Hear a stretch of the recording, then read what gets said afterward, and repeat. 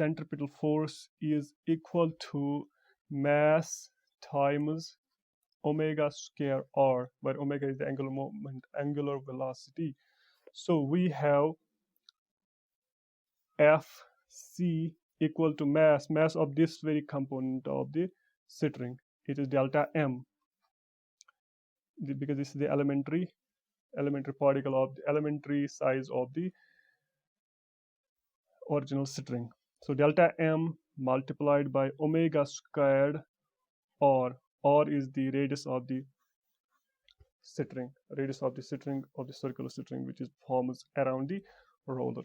So we have Fc is t sine of component, t sine of component 2 times, because these two contribute in the same direction. So we have Fc equal to 2t of sine of delta theta by 2 equal to delta m omega square r, because t sine of theta component, these contribute 2 times. So that's why this component also contributes to the same centripetal force. This component also contributes this, so 2 times t sine component. Okay, so but since the delta m length, since the length, we can write it like this, length of delta m is very small, so which in turn means that delta theta will be very small, that is very smaller than 1, which in turn means that delta theta by 2 will be very small.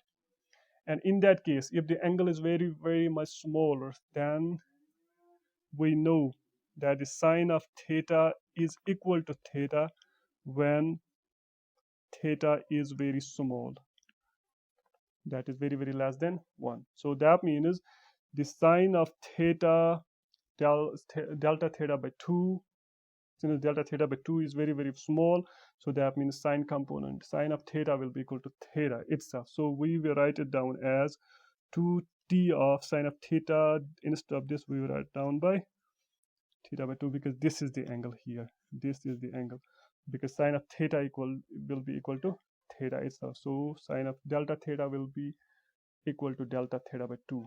Fine, got it, will be equal to delta m omega square, or 2 and 2 cancel out each other, so we will get t delta theta equal to delta m omega square r, but delta m is the mass of this very string. Fine, delta m is the mass of this very string. Delta m is the mass of elementary length of the string. And how to calculate the total length, how to calculate the mass, this delta m is equal to the total mass of the string, capital M, divided by total length. M is mass of string, I have told you earlier, mass of string. L is total length, small l is total length.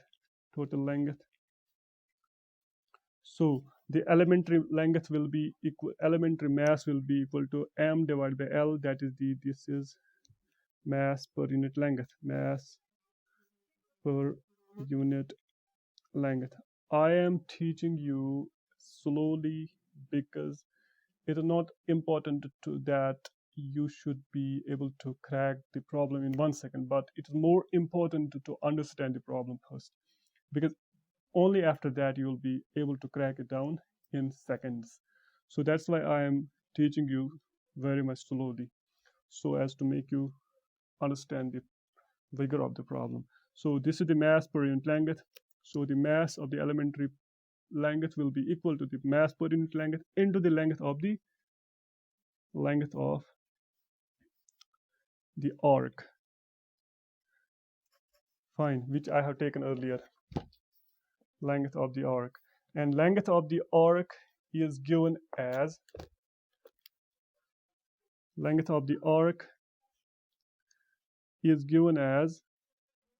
I will write it down as arc length that's AL, say AL will be equal to the radius of the, for example, this is the arc, this is the theta, this is the arc length AL, this is the radius R. Then in that very case, arc length is given for any circle is given as the radius of the circle multiplied by the theta.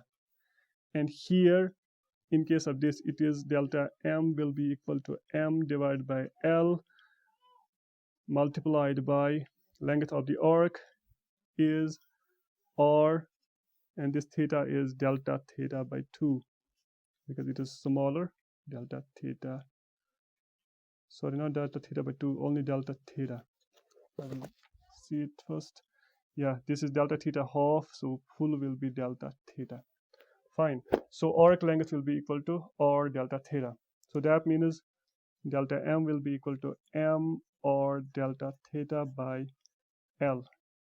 I will write it down capital L, okay? So substitute this very thing in the earlier one here. T delta of theta equal to delta M omega. I will write it down first. So we have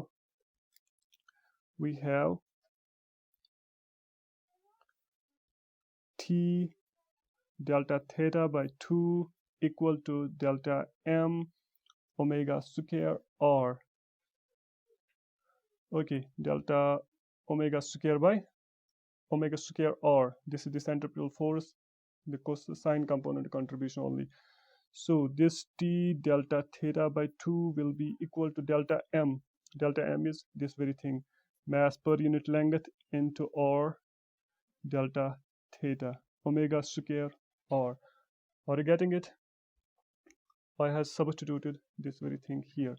So this very thing cancels out each other. So any other thing, this will be, sorry.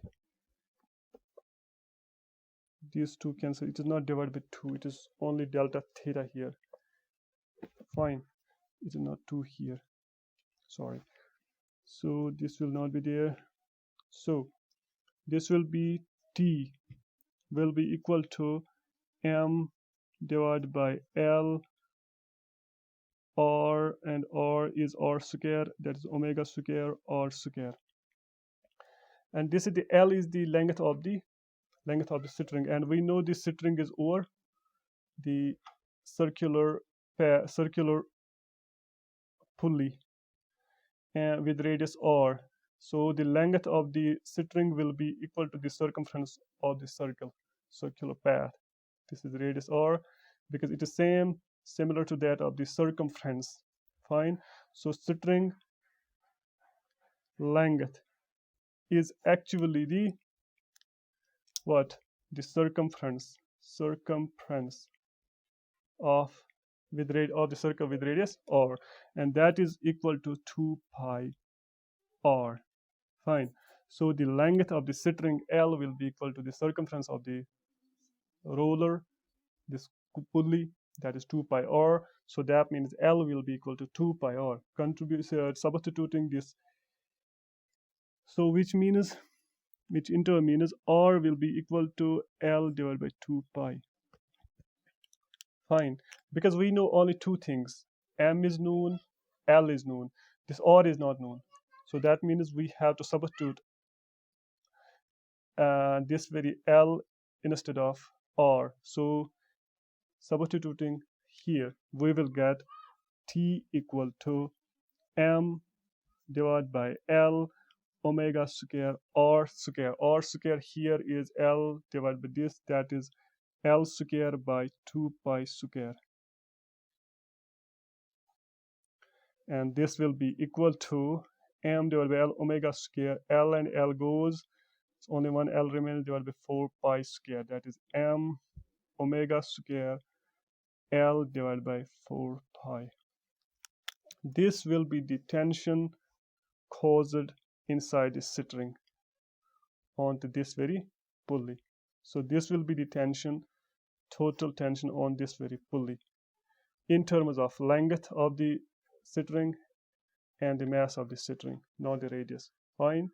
So if radius is given, then we would have substituted this the essential formula will be this very formula. But since r is not given, we are dealing in terms of m and l here. So tension is given as this very thing. Fine. Hope you have got it. Kindly revise it if you are not, if you have felt a kind of lengthy this very problem in time. We have been doing this very problem since a long time, even though it is simpler, but the main focus I have tried upon this very problem is upon this very thing, the diagrams of the problem set, because it is essential to understand how the problem works actually. Rather doing the mathematics, it is very much simpler. Doing the mathematics is very, very much simpler. But on the first instant, you have to understand how these components come in existence, how these are canceling out each other, and how sign component only remains there, and what are the contributions of different kinds of stuff. Hope you have got it. If not, revise the lecture again. I hope that you will get it, at least not in this first, in the second attempt you will get it. Even then, if you have any queries, please feel free in the comment section to comment it down. Okay, comment it down in the comment section. I will come to those very problems very much soon to answer those very questions as well. Hope to see you in the end.